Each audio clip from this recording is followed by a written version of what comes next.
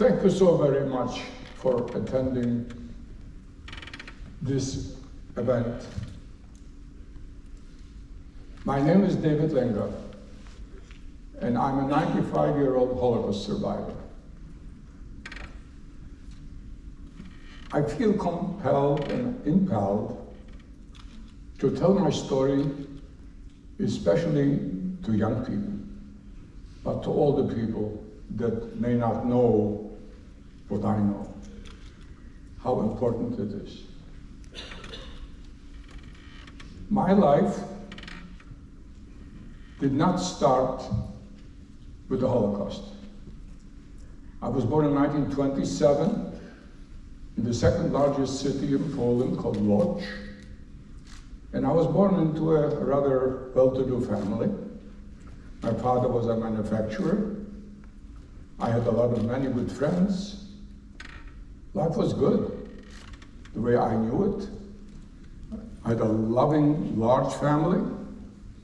Actually, the family from my father's and mother's side consisted of approximately 100 people.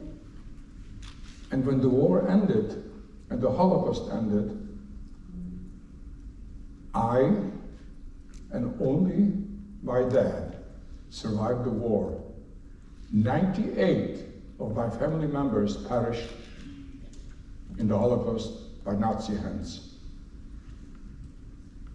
But what I went through is something that is unique to me probably, because each Holocaust survivor has his own unique story. And as I said, I did not grow up in the Holocaust. I happened to grow up in a loving society. The Jewish family, the Jewish community in Poland was large and vibrant. We had many synagogues, many institutions, 5 Jewish newspapers. We had an infrastructure which was the envy of many. We had a high level of culture, and people were thriving in this environment. Poland was a Catholic majority country, just like the rest of Europe. The Jewish people that found themselves in Poland, 3 million of them, learned how to accommodate their life in a majority country that was not Jewish. It wasn't easy. What we know today as anti-Semitism was pretty much felt at every level. I felt it deeply and keenly and early in life,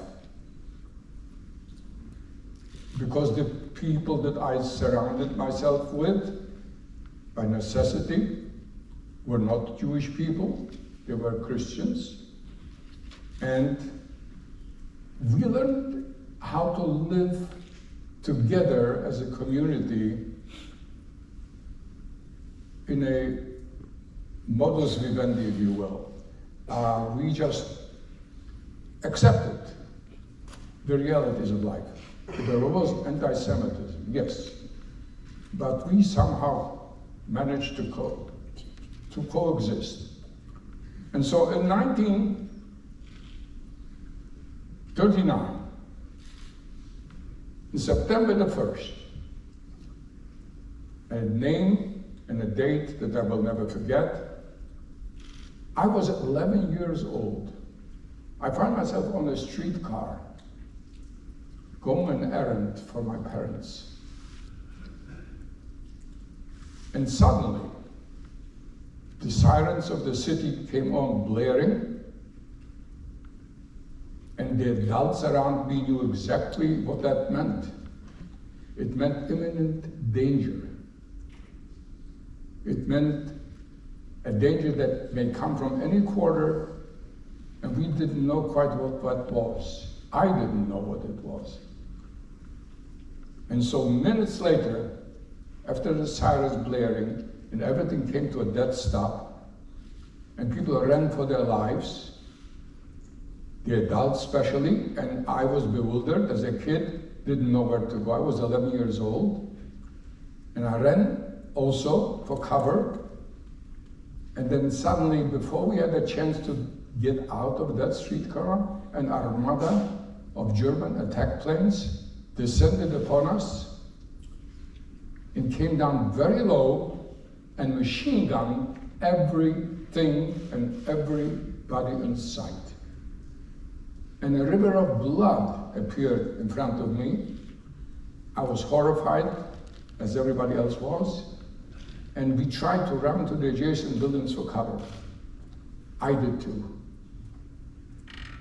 But after the onslaught ended about a half an hour later, the entire scene was a slaughterhouse.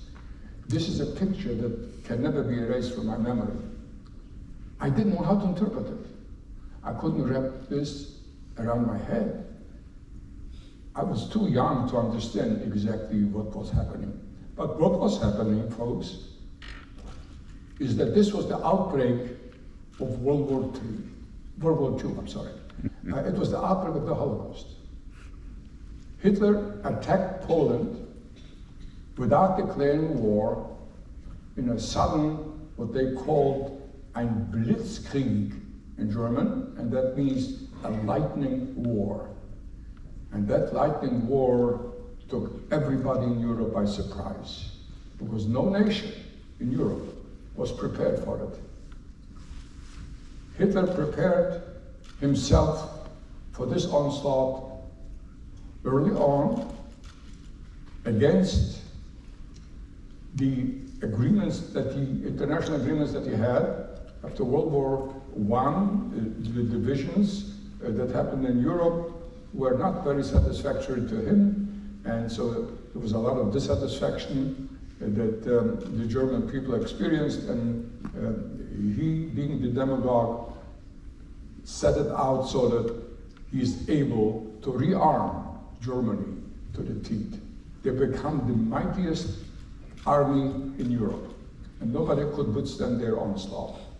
Poland crumbled within 3 days, and the Holocaust started almost immediately. As soon as they occupied Poland, the Holocaust started. Because all over the city, the Germans plastered announcements that the Jews are no longer able to work or to go to school or to enjoy any civil rights.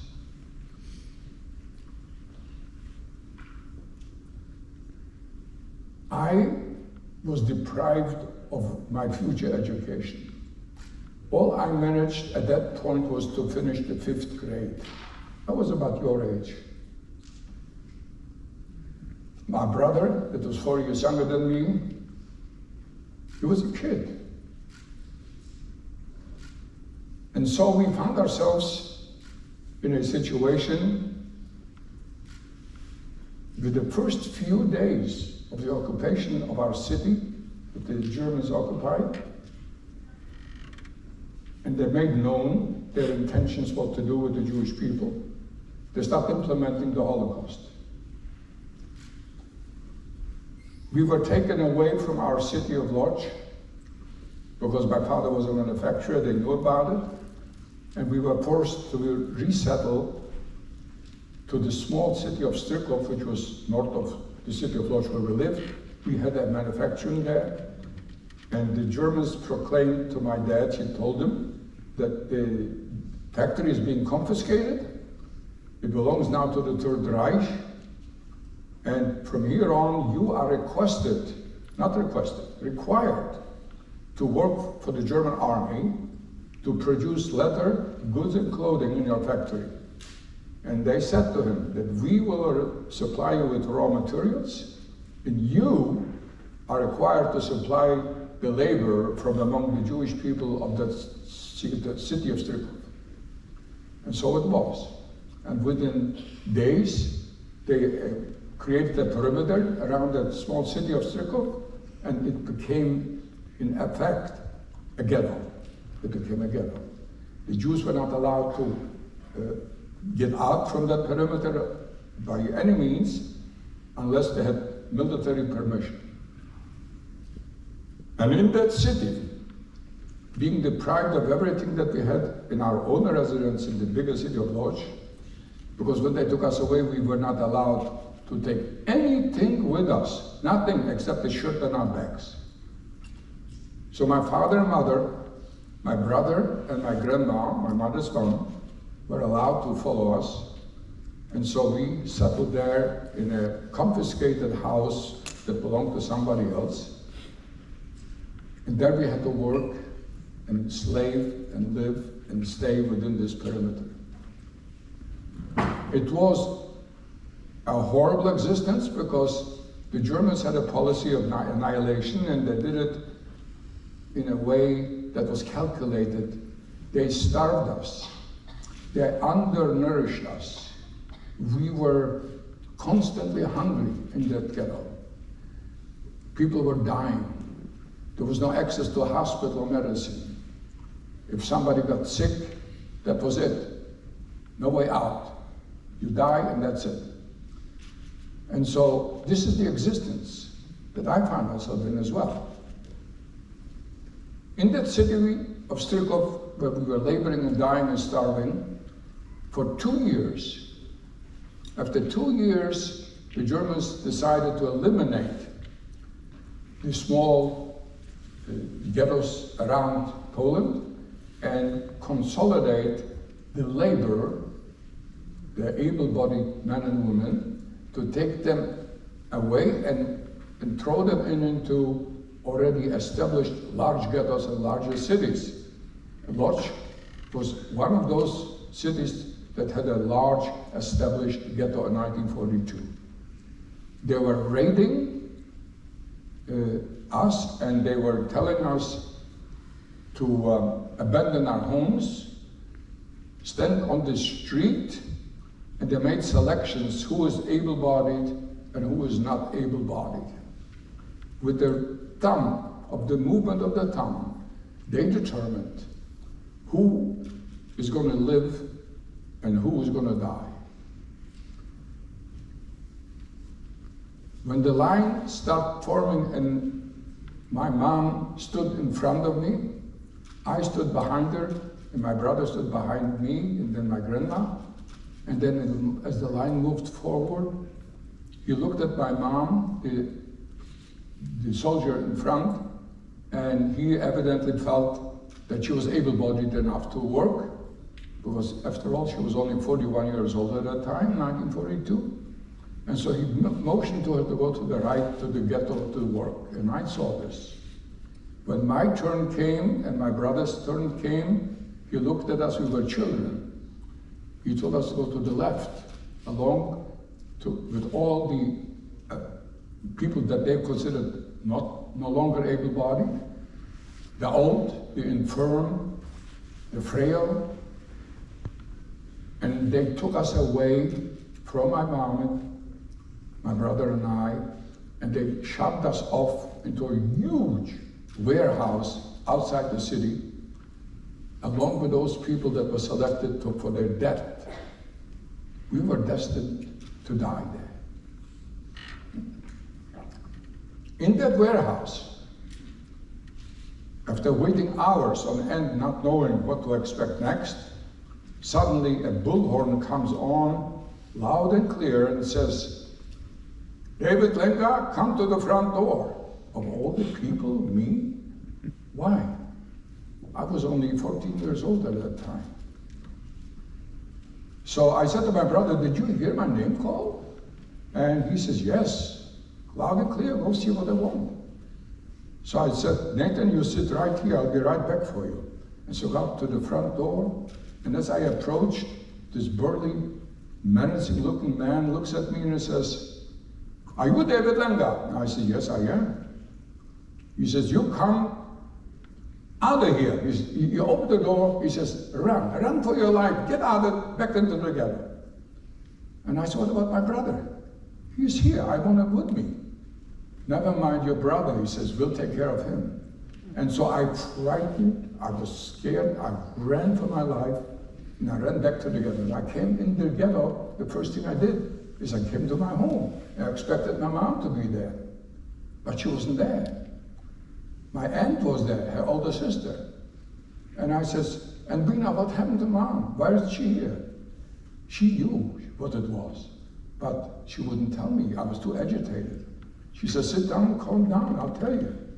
And she says, she probably went to look for you boys. I said, this cannot happen. So, to make a long story short, I realized my mom is not coming back. And then when she finally broke down and told me what was happening, I became very, very despondent because I knew now I'm a total orphan. I lost my mom, my dad, my brother. Everybody I loved is gone from my life. Nothing left. And I became suicidal. I really did. I wanted to end it all.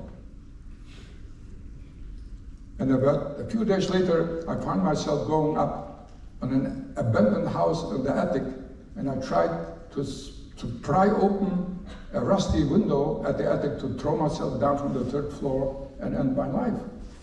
And as I was attempting to open that rusty window, my aunt was after me. She knew I was dangerous to myself. And so she grabbed me by the scruff of my neck, pulled me back, and she says, I'm not going to let you do it. You cannot do it because if you lose hope, there is nothing left. You must not ever lose hope. And she pulled me back. She says, you will live with us, me and my son, the three of us who make a family and do the best we can. When my mom realized that she lost her children, she said to her sister that she was to go back to the line, go where her children are. Whatever happens to them will happen to her. And her sister wouldn't let her do this. She says, you have to find another way of finding a solution to this. You cannot just do this, it's dangerous. So she says, what else can I do? She says, your brother-in-law is the head of the factory, of the clothing factory in that city. He knows a lot of people. Talk to him. Maybe he can pull some strings and free your boys. So she went to him and she pleaded with him to help her get her two boys back. But he, like everyone else, was just another Jewish person in the ghetto, had no power, and he told us so. I have no power to the Germans. I cannot tell them what to do. Nobody listens to me. I cannot help you. And my mom reported back to the line and told the SS she wants to be where her children are. And they took her away. And from that point on, I never saw my mom again. Because of course I was suicidal. But life went on. I had to work every day. It was a must, because if you don't work, you'll get the rations. If you don't get the rations, you don't get any food. And so you starve yourself to that. You cannot do that. So I had to work every day, long hours, backbreaking work. And that served as some kind of a therapy for me, believe it or not. Because when you work, you have to put your mind to work, and you cannot think of too many things else. And life went on. And I learned slowly to accept the inevitable. And so for 2 years in the ghetto, working in the clothing factory, I acquired a skill. My uncle, which was the head of the factory, was an excellent couturier. He was very well known in the city. He took me under his wings, and he taught me every facet of cloth production, and I became a tailor. I acquired a trade that saved my life during the war. I'm telling you all this because as a kid thrown into this crucible, I was somehow finding ways of survival at that time, from day to day even. And that built a certain resilience in me, I believe. So what happened next? The ghetto was dissolved in 1944, 2 years later. I was 16. The Allies came closer and closer to the city of Lodz, to Poland. Unbeknownst to us, because we were kept in the dark all that time, unbeknownst to us, the Allies made great strides. The Germans lost very many battles in Stalingrad and Leningrad and in Moscow. And the Allies, the Americans and the British and the French resistance, they all came from different directions towards Germany. We all know what happened in Normandy, the breakthrough, and suddenly the Germans felt a great pressure because the Russians came too close. They did not want to leave the concentration camps in Russian hands, knowing what they did, the mayhem. So they decided to eliminate the Lodz ghetto in 1944 and to take all those able-bodied men and women and ship them off in cattle cars to Germany proper to work in the building industry, to build bunkers, to work in munitions factories, and so forth, repair railroad tracks that were bombed by the Allies. Backbreaking work. So I find myself being taken away from the ghetto lodge and transported in cattle cars, supposedly to Germany proper. After many days in those cattle cars, without food or water, without the means to alleviate yourself, squeezed together like sardines, one against the other. Many people didn't survive the journey. When we finally came to a stop, many days later, and the doors opened up, flung open. And I find myself looking at the tarmac with so many German soldiers on one side with dogs and machine guns, and on the other side, a whole contingent of prisoners with striped clothing. I was bewildered, and I said to one of the prisoners there, "Am I in Germany?" "No, you're not in Germany. You're in Auschwitz," they told me. And I had never heard of the word Auschwitz. I didn't even know what it was. And so I says, "What is Auschwitz?" So he says, "Oh, you don't know, do you?" "No, I don't know." "Well, turn around." So I did. I turned around and I said, what about? He says, "You see that huge, tall chimney rising up in the air with black smoke coming out of it?" I says, "Yeah, I see it. So what?" He says to me, "That's where you wound up, in that smoke." And I thought this man is out of his mind. You must be mad. What are you saying? Why would I wind up there? He says, "Believe me, that's where you wind up." And so before we knew what was happening, we were rounded up and put on trucks and actually taken to Auschwitz concentration camp itself.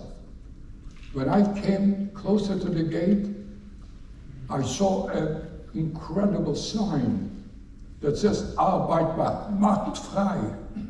That means work will set you free. That sign is still there today in the museum. And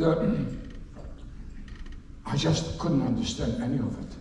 When I came inside, and there I was shown the barracks where I was supposed to sleep and live. These were cubicles. Cubicles where only 3 people were assigned to one cubicle to sleep. No mattress, no pillows, no blankets, just plain wooden planks. Worse than you treat an animal. And there we were. And people were starving, literally. And in Auschwitz, I couldn't sleep when the first few days. I just couldn't sleep because the sirens outside were blaring deafeningly. And I said to the people that were before me, "Excuse me, but why are these sirens constantly blaring like that 24/7? And he says, "Oh, they're making constant raids on the camp." Raids like what? Well, they're sifting through the population and they're deciding Those that are able-bodied stay, and those that they consider no longer able-bodied, they are being selected to die in the crematorium.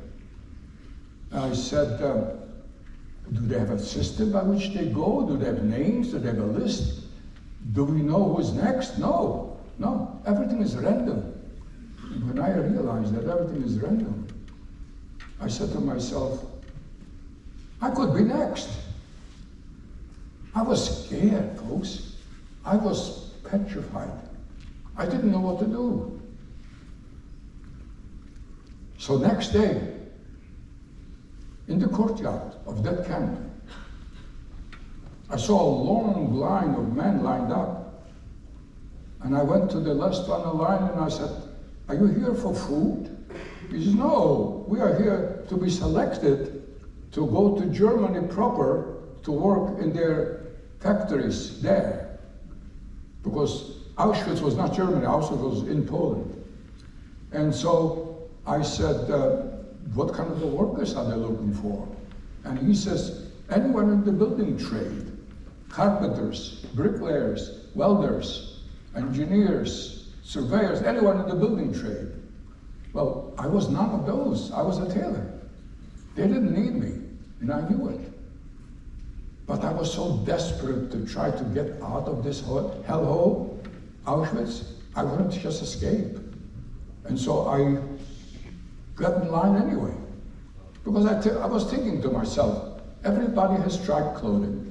Everybody is clear shaven. Everybody looks like everybody else, like a clone. And if my own brother would stand next to me, I wouldn't probably recognize him. So I figured, okay, I'll stand in line like everybody else. And I did. At that point, I was like 16 years old. That was in 1944. And I was emaciated, of course. And I stayed in line, and everybody else in line in front of me was much older than I was.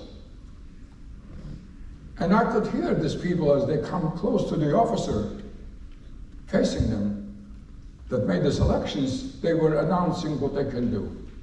I'm a carpenter, ich bin ein Tischler, ich bin ein Schleifer. You know, all kinds of trades in the building trade. And when my turn came, the man looks at me in my eyes and he starts laughing at me. And he says, what the hell are you doing here? You're a kid. You still got your mother's milk on your lips. What are you doing here? Get out of here. Throws me out of line, back into the camp.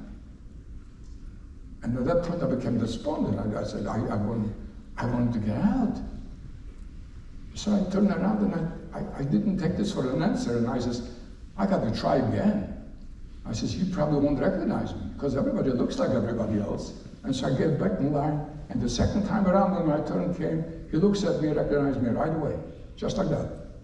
And he throws me out of the line. And he says, if I see you one more time here, I kill you. And I knew he meant business. And so I couldn't do this again. So disheartened, the day passed. The next day, I come back out of the courtyard and I see a strange sight. I see two very burly men carrying a bucket that is suspended on a heavy pole. One in the front has the one end of the pole on the shoulder, and the other one in the back has the other end of the shoulder, and they're walking towards an area, and I approached them, and I said, excuse me, what are you doing? Who are you? What's happening here? And he says, we are taking in the soup to the people that were already selected to go to Germany to work. They are now in a closed-in area, and we have to take the soup to them before they leave Auschwitz. The minute he said that, a light popped up in my head. I was so street-smart at such an early age. And I just put my shoulder under the pole in front of this guy in the back, and I said, the three of us are going to be taking in that soup to that holding area. He was furious. He said, you can't do that. They know it's only two of us. You're putting us in trouble. I says, no, you're putting us all in trouble if you make a big fuss about it. Just keep your mouth shut, let me walk. He gritted his teeth, he had no choice, and we walked into the holding area. The minute they put down the bucket of soup, I disappear among the 200 men that were already selected to go to Germany. And I find myself among them. And I hid. I was like a shadow. I didn't want to be heard or seen. For 2 hours, we were waiting after they finished eating the soup. The trains came, and I decided to enter that train the very first, not the last or the second. Didn't want to take any chances. And so I did. Now the Germans, being who they were very particular about everything. They kept very good records of everything. They knew there were 200 men counted to go to Germany. So they counted them into the car. I 4, 5, 6, and so 1, 2, 3, 4. And so by the time the 200 person was counted, the doors shut, closed. And I find myself in the car going actually to Germany, out of Auschwitz. That is the surreptitious way that I escaped Auschwitz in a relatively short time. So that car stopped moving on, but before it happened, as soon as it closed, I could hear a man protesting outside, loud. He says, I was selected. I was selected. Folks, this was the 200 man that I took his place, and he was left out. I didn't have any pity in my heart for this man. I didn't feel any compunction that I did something wrong to deprive him of escaping Auschwitz. Because at that point, after so much suffering, I, like all others, were dehumanized to such a degree that we did not have any compassion left in our heart. All we could think of is, how do I survive the next moment? How do I survive the next hour? That was the prime objective, self-preservation. And so the train moved on for days on end, and we wound up eventually in Germany. And when the doors flung open, and the soldiers, how many of them on the tarmac, there wasn't even a tarmac at that point, there was just fields all over, in the middle of nowhere. And so they were there, the soldiers in the trucks and the prisoners to take us in. And as we got out of those cattle cars, they were beating us. Raus, Juden, raus, raus, get out of this, get out of the, they were yelling. And so I find myself in a place that I didn't know exactly where. But as it happens, they put us up on trucks, very short order, and they took us in to the camp, to the infamous concentration camp of Dachau. That was in southern Germany. In Dachau, they processed us, they deloused us, they disinfected us, they gave us striped clothing, ill-fitting shoes that belonged to somebody else, and they processed us. And what they did is the uniforms that they gave us, the striped clothing, they had a number on it. And henceforth, from that moment on, they took away your identity, and you became known as a number. Not even your name was yours. And so at roll call, only the number was called, no names. You became anonymous, dehumanized, and you barely exist, only for one purpose, to serve the Nazis' end, and that is to take everything they can out of you in terms of labor, free labor. As long as you can be a laborer and do some useful work for them, you will live. They'll let you live. The minute they realize that you can no longer do this, you are dead wood, and they kill you. This is the existence I find myself in, along with so many others. So in Auschwitz, not in Auschwitz, in Dachau, we stayed and labored and worked very hard on repairing bombed out railroad tracks and building bunkers for the Germans and being waist deep in wet cement, trying to keep it soft by thrashing it with a machine. It was backbreaking. We were not given any help whatsoever. In other words, not only not inadequate food, we had no access to medical care. We had no access to a hospital or a doctor or medicine, anything. Anybody that got sick, died or whatever, that's it. They bury you in mass graves and burn the corpses. And that's the end of that. Anonymous people died anonymously, by the thousands. After some time in Dachau, they decided to transfer certain groups to subcamps. One of those subcamps was called Kaufering. Terrible, infamous place. And I wound up in this group, and they threw me in the subcamp of Kaufering. In Kaufering, I was laboring for about a year, from 1944 to about beginning of 1945. There people were dying of starvation. When they put me in those cubicles again, just like in Auschwitz, where I was supposed to be assigned to sleep, I said good night to the person to the right of me, to the left of me. When I got up in the morning, I was the only person alive. Both of them were dead. That repeated itself on a daily basis. I was at that point about close to 17 years old, not quite. I was laboring there for about a year, as I said. I tried to survive by any means at my disposal. I was very cunning. I was using my trade as a tailor to survive that camp, because I was offering my services to the superiors, to the capos, offering to create clothing for them, vests, gloves.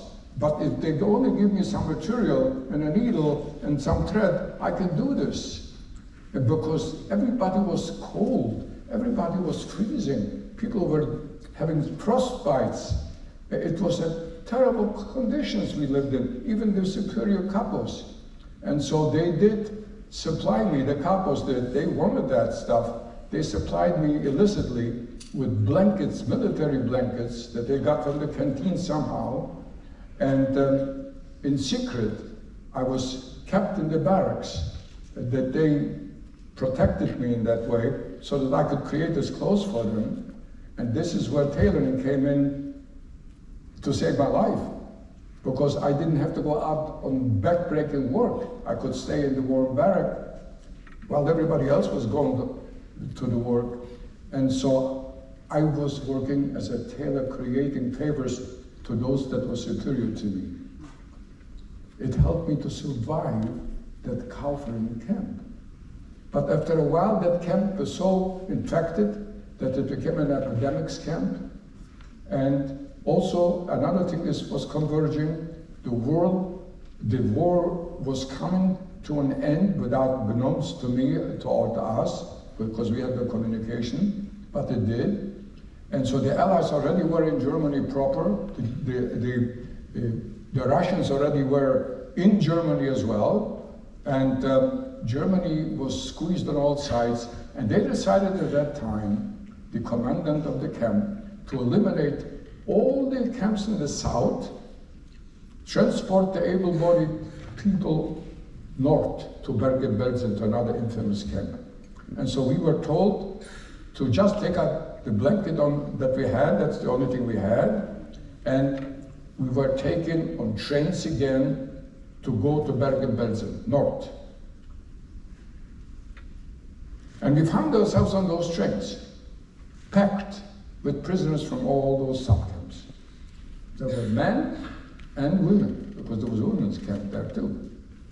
And so on the journey going north, about maybe less than an hour of ride with the train, the train stopped in a very thick forest. And before long, another train from the opposite direction came. There were two tracks going through the forest, and that was a purely military train. It was visible because they had anti-aircraft cannons sticking up in the air, so you couldn't camouflage it too well. And so they stopped right across from us. And we stand there. And we stand there for hours and hours. It doesn't go forward, it doesn't go back. Nobody tells us what we should do or what to expect. We were heavily guarded by German soldiers, German SS. And there was the actual Luftwaffe and the military, the German military, on that military train. And so before long, as the day progressed, I heard all of a sudden a tremendous roar in the background, because our trains were cattle cars, they had no roofs. And I heard this tremendous noise like jets. I didn't recognize it as jets, I didn't know what a jet was, I didn't ever see a jet before in my life, but it was a very unknown, kind of frightening noise that I heard on the horizon. And they were actually jets, they were American jets. They saw from the air the two trains, and they thought that because they saw the military train, they also thought that the other train was also military. And they descended upon us in the middle of the day. And they came down low, and they machine gunned everything in sight. And they set the locomotives on fire. And all the people in our train, the prisoners, they died in front of me. There was a river of blood. There was a horror. And I said to my two friends that also survived the war with me, they were next to me, I says, we got to jump this train because we're going to be killed from the air. They just make a round, come back and start all over again. Let's not wait. So the minute they left and they made their round, we jumped the train into the forest. And the Germans threatened us to kill us, to shoot at us if we do. But we had no choice. Doesn't matter what bullet I die, from the German or from the air, I don't want to die. So we jumped into the forest, the three of us. And all the other people start jumping as well. And so what happens was, the pilots from the air realized that all these people jumping in this train had striped clothing. And they realized we were prisoners, not military. So they stopped.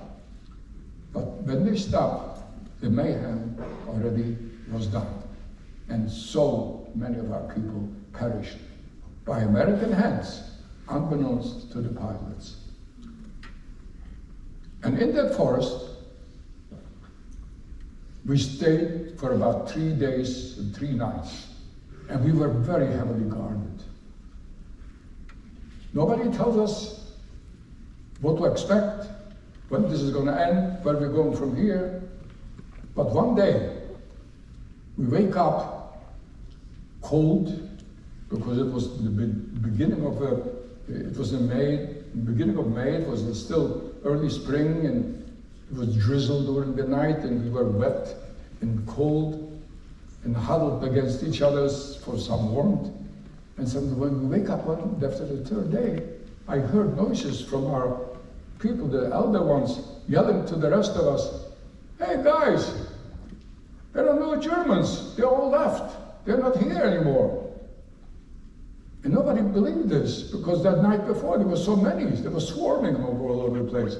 So what happens is, these Germans knew that the war is coming to an end, that Germany is losing the war, and they decided overnight to shed their military uniforms and they prepared civilian clothing.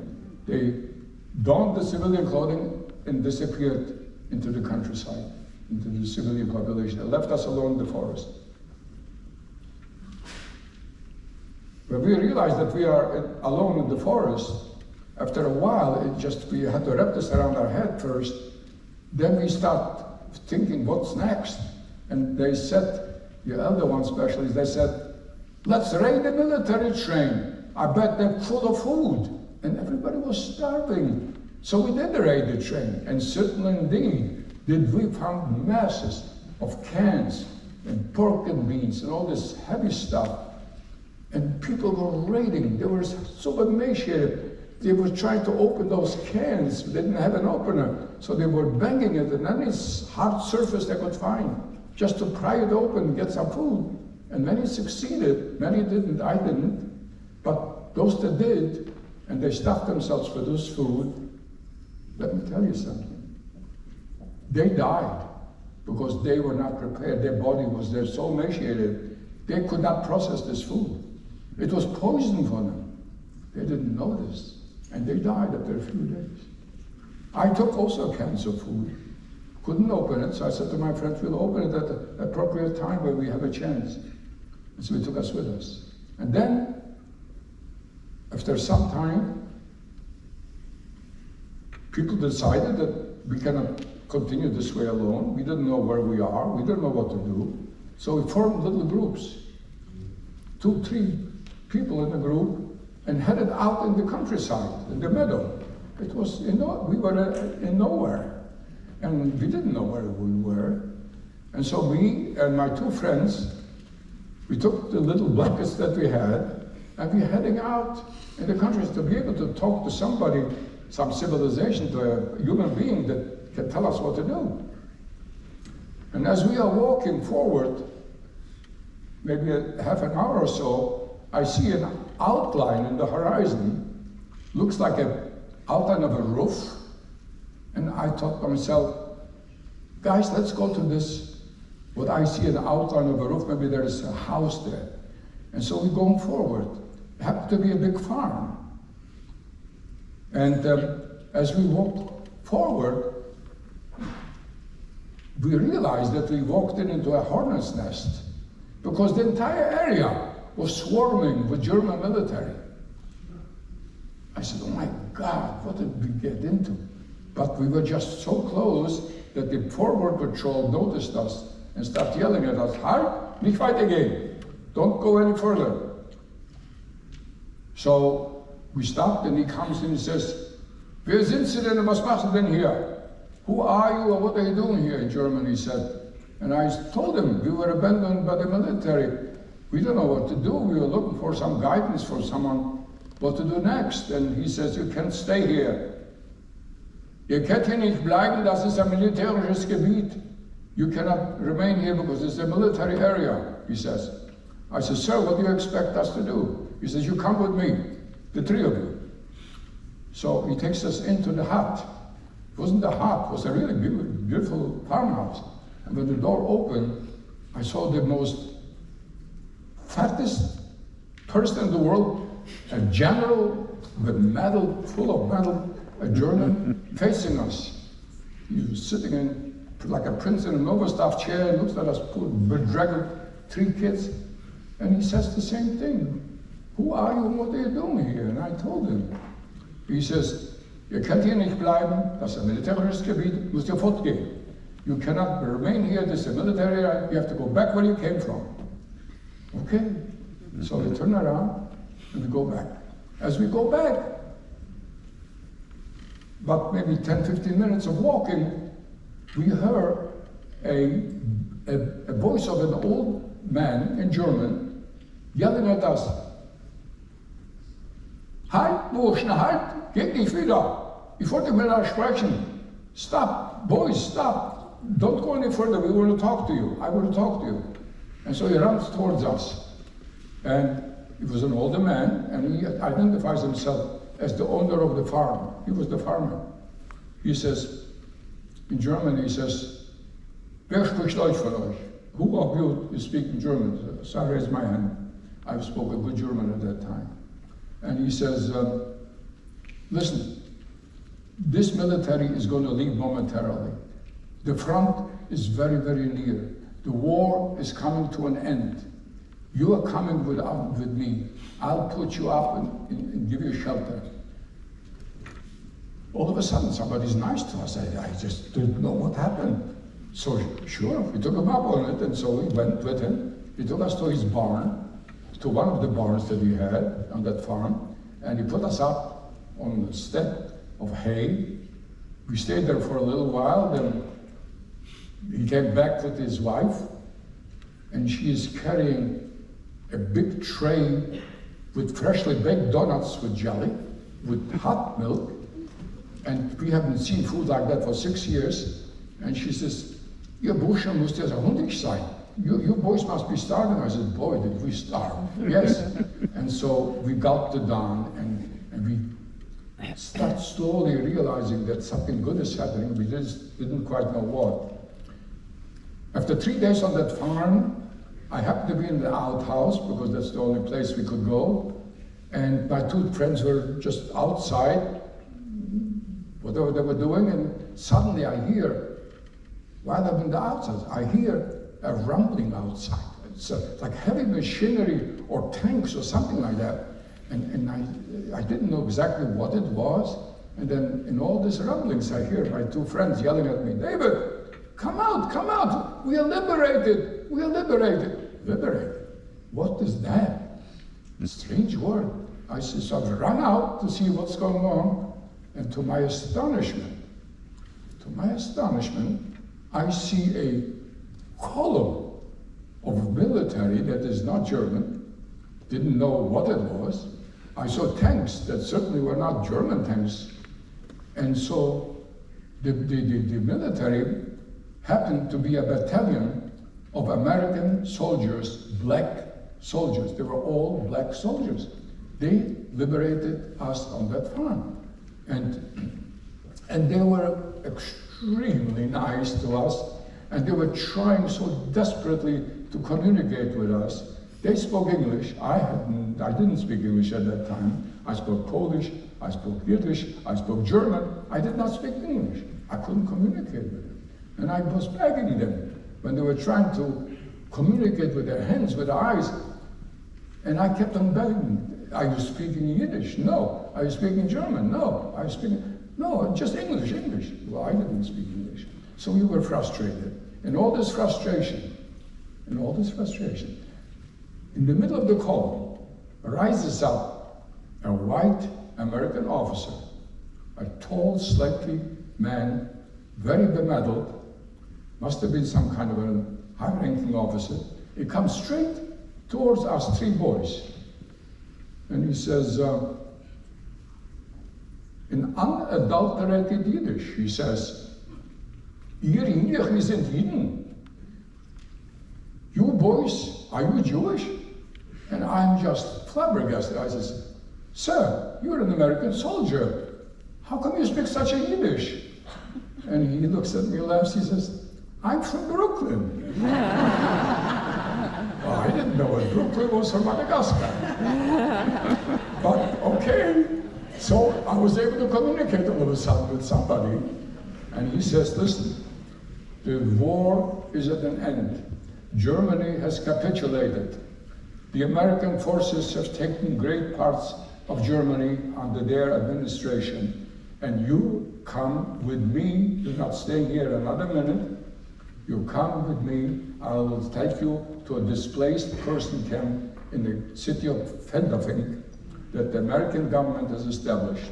There you will be given medical care, all the care you need, enough food to eat, new clothing, and boys, I can tell you from here on, you are free men. The war is at an end."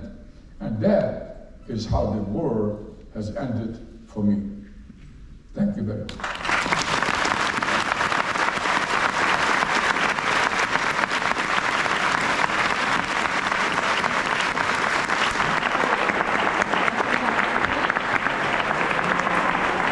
What a story.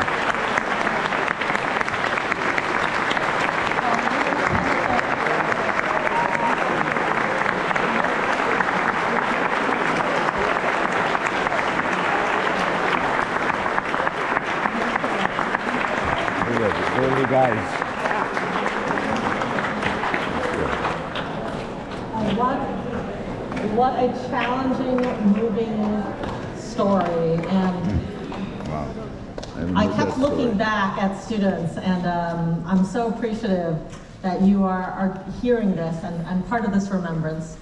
David, you're 95 years young, and this, the things you've seen, so many of us will never experience, so our gratitude is unending. And what strikes me in all of these horrors and all of this tragedy is kindness. That in your story, in your journey, in spite of all the horrors, that there was moments of kindness. And it was through your cunning and through that kindness that you are here with us today, celebrating being 95 years young on Holocaust Remembrance Day. So if you wouldn't mind maybe reflecting from the time you were caught stealing food and they spared your life, whether it was the moment they called your name in the warehouse, or the fact that Yiddish-speaking Brooklyn soldier came to speak on your behalf. I'd love for you to reflect how those, what those moments of kindness meant to you and what you felt, so that our students here can think about these small acts of kindness they can enact in their daily lives. Well, kindness was in very short supply during the war, because most of the people that were affected were so preoccupied with just surviving. From moment to moment, there was just no room in their hearts for kindness. But when it happens on rare occasions, then of course you appreciate it so very much.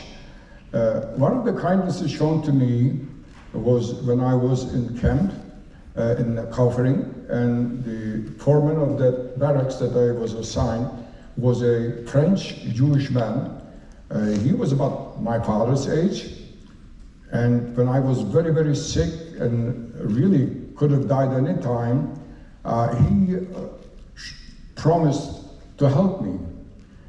He took a liking to me because he said, David, you resemble so much my own son. He was about your age when he was taken away from me. And I hope that whatever kindness I can show to you, someone is going to reciprocate to my son somewhere, and maybe it'll be in good stead. Whatever his motives were, he provided for me. I don't know how he got this. He provided for me lemonade.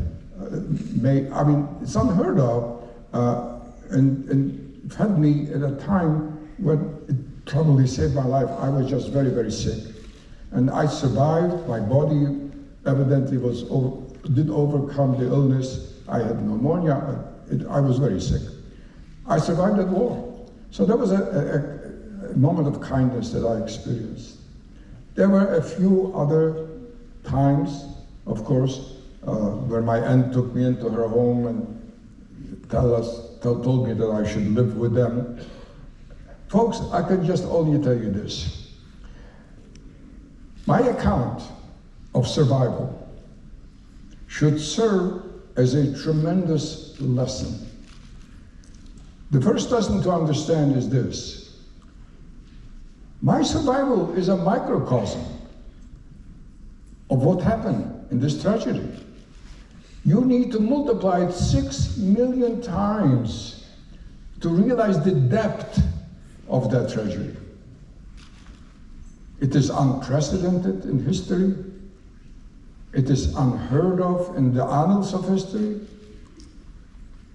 And it is something to be very frightened about, that tragedies like that can occur if we let it. When the Holocaust started, it didn't fall down from the sky. It just didn't happen. The Holocaust was a meticulously planned plan. It was meticulously executed, and it was executed step by step by step. And it started, after Hitler came to power, it started with words. It started with poisonous words, words of denigration of a minority.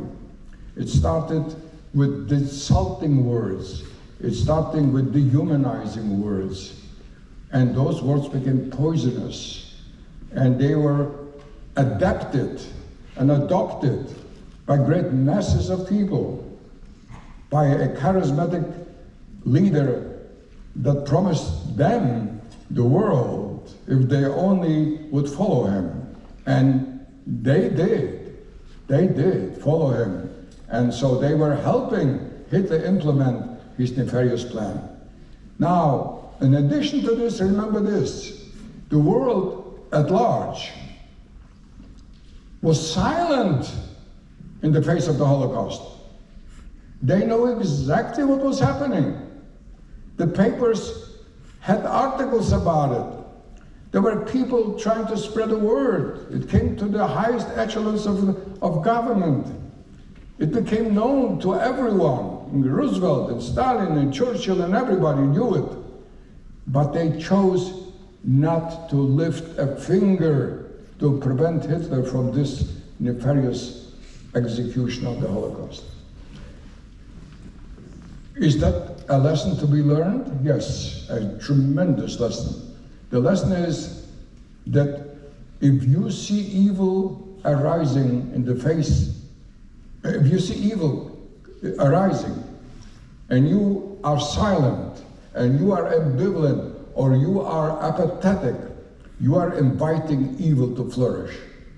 Don't ever forget that. Well, thank you.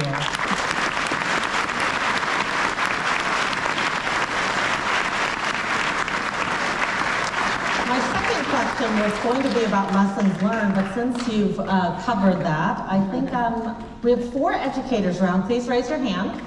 And if you are a student in the audience, and student means younger, so if you're a student in the audience, please go to one of those educators and state your name and your question, and we can begin this Q&A portion. And if you are shy, in the meantime, I would love for you, David, to share a little bit more about your friends and what maybe brought back that humanity to you since that time was so trying. Did you say my friends? Yes, you had 2 friends with you, yes, and yes, then a life afterwards. Yes. Yeah. Well, my 2 friends survived the Holocaust with me, and they survived the war. So after the war, when the war ended, I was 17 years old, close to 18, in 1945, in May. And when it ended, and we were free people, I, for one, find myself having difficulty handling that freedom. After 6 years of enslavement and horror, I didn't know how to handle it. And I didn't know what to do with it. I didn't know where to turn. What my next step is supposed to be. What my future is going to be. Where am I going from here? I find myself in a strange country after a while because I left Germany when I couldn't find anyone. I was looking for someone in Sweden. So I went to Sweden with the Red Cross to be rehabilitated. I was not well at that time. And so in Sweden, as I said, I find myself in a strange country with a strange culture, with a strange language, and alone, without anybody that I knew survived with me. I didn't know at that time about my dad having survived either. And so I went through a very wrenching period of time, and I knew that I'm a free person, but how do I use this freedom to do something good for my life? I had no good answers and no guidance either. But I was smart enough and savvy enough and street smart enough to make a decision. And I made a decision for myself that I am not going to let the darkest time of my life determine my future. I decided to put that dark time behind the rug, if you will, under the rug. keep it there, because you cannot forget something like that, and you don't want to. But my life has to go on. I was 17, 18 years old. I need to do something. I have a life ahead of me. And I could not let that burden of the Holocaust wear me down the rest of my life and to destroy me in the end. That would make Hitler win. And so I didn't want to do this. And that's what my decision was. And so I found the love of my life very shortly in Sweden. She was a beautiful girl from Czechoslovakia, and she shared my values. She was a Jewish woman from a loving, large family as I was. We had a lot of things in common. We got married after a very short courtship, and we formed a family, and we had 2 beautiful children within 2 years. And by the age I was 20, I find myself to support 4 people in the family, a wife with 2 children, at the age of 20. Luckily, again, I had my trade in my hand, and I could make a living with it. And so this is how I restarted my life. And I left the dark part of it behind me. And I just moved on forward to a better future. And actually, that decision was the best decision I ever made, because my wife happened to share my values in every way. And together, we were striving to create a future, and we did. And for this, I'm very grateful. I love that. So,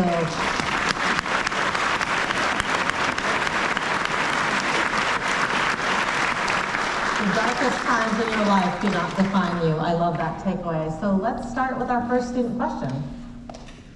Yeah, the fruits of my labor. Right here.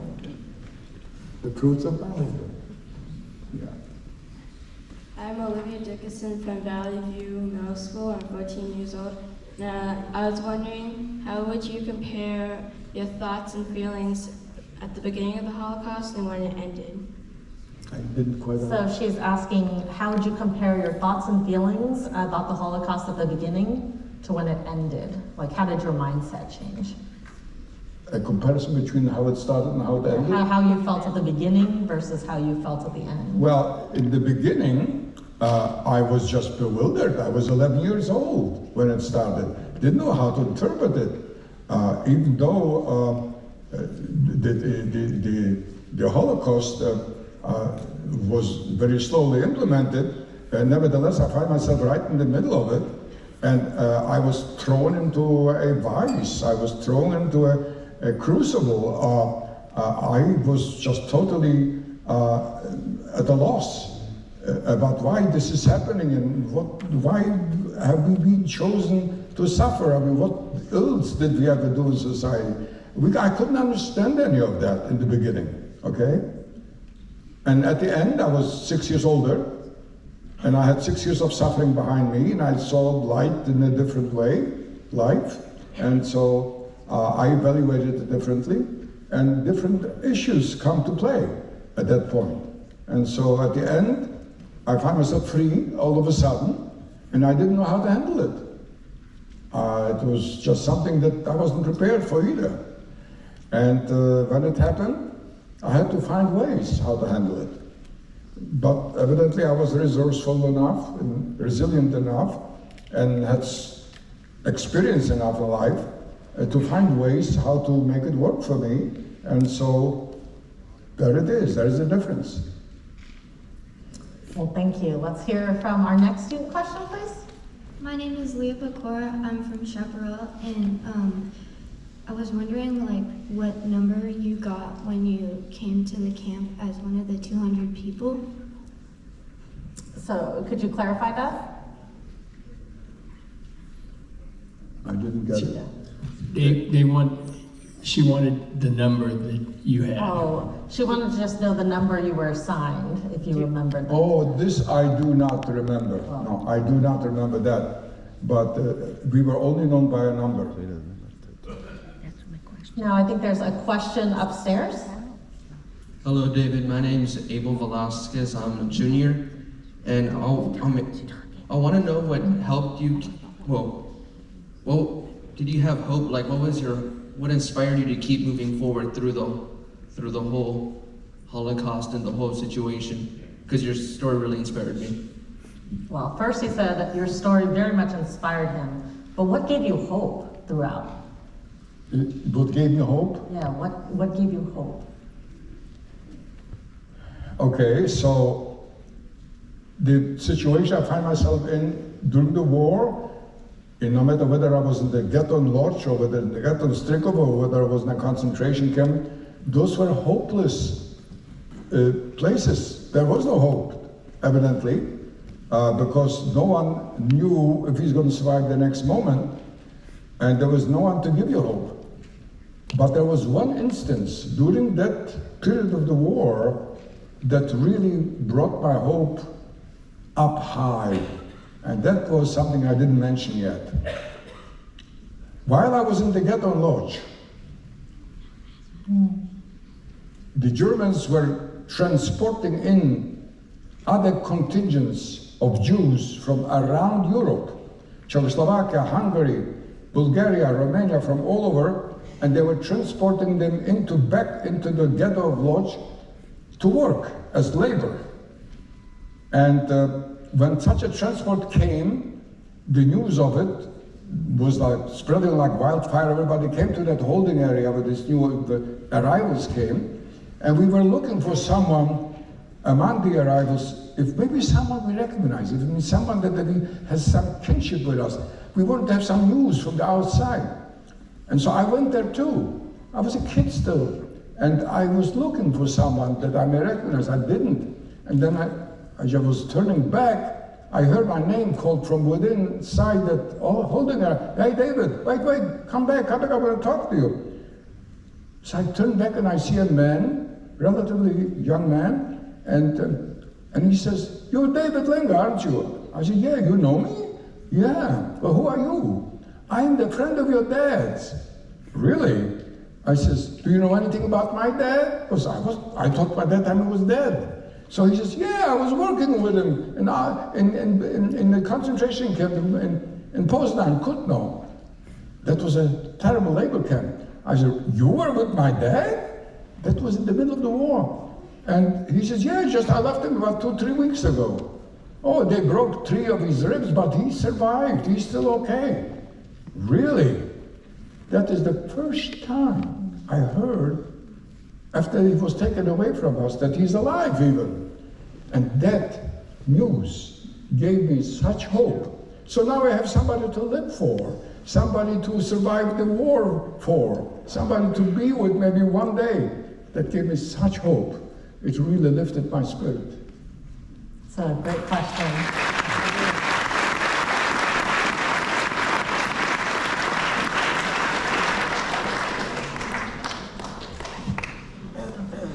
Hi, my name is Rose. I'm from Santa Paula High School, and I'm currently a senior. And then my question for you was, after you became a free man, did you still keep in contact or have a communication with the 2 men you survived with? She asked that after the war, did you keep in contact with your 2 friends that you survived with? For a while, we kept in touch, as it were. People, many of them, including my friends, were pining for go back to their hometowns, wherever they came from. One of them was from Belarus, and so he went back to his home. And the other one, Roman, went to Canada, I understand, and I lost track. And I really lost track, and we just weren't in touch. So I haven't been able to keep up with him. It's a great question. Please know there wasn't social media or cell phones at the time. No, there was nothing like that. Much more challenging. Nothing like that, no. Once somebody lost track, that's it. Well, we have time for one more question, I believe, right? And are we heading over here? Hi, I'm Scarlett Shields from Chaparral Middle School, and I was wondering, what is one thing that you would say to your younger self? Her question is, what is one thing you would say to your younger self? One thing that I would say. The one thing that I would say to the younger generation in particular. Younger self. Hmm? What would you say to your younger self? What would you say to yourself Of myself? when you were Now? younger? Oh, when I was Now, younger. knowing what you know now, Well, when I was younger, I had great hopes for myself. My father gave me those hopes because he was a manufacturer, and he always kept telling me, "You're my oldest son, and when you grow up, I want you to take over the factory. I want you to become a chemical engineer. I want you to make the factory thrive and expand and be there part of it, be the head of it." This was the hope that he gave me, and this is what I was hoping one day to do. Until, of course, 1939, when Hitler invaded Poland and everything came to a crushing end. And my whole future just drowned in what happened next. And the rest is history. Yeah. well, ladies and gentlemen, I hope that you are a different person than when you first came in here this morning. And sharing in this collective humanity and remembrance together is a great privilege for me and a moment of celebration that you're with us. Jonathan from our team is going to come to the stage and give directions. But before that, I would love for you to join in a warm round of applause. One more time.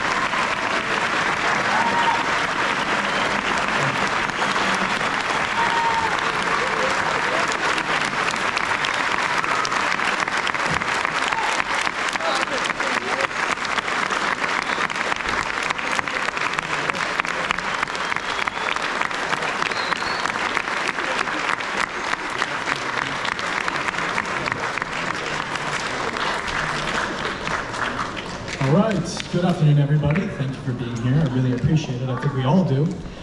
For just the meantime, Mr. Lenga and Janet are going to be departing, so in the meantime, we're just going to have a seat. There are so many of us here today. It would be chaos if we all tried to run out of this room at the same time. So I'm going to be dismissing you group by group, but we're just going to sit by in just a moment. And if all of our senior staff and VIPs as well, we're all going to be having lunch together in the PQ dining room. So senior staff and VIPs, feel free to head on out with Mr. Lenga and Janet.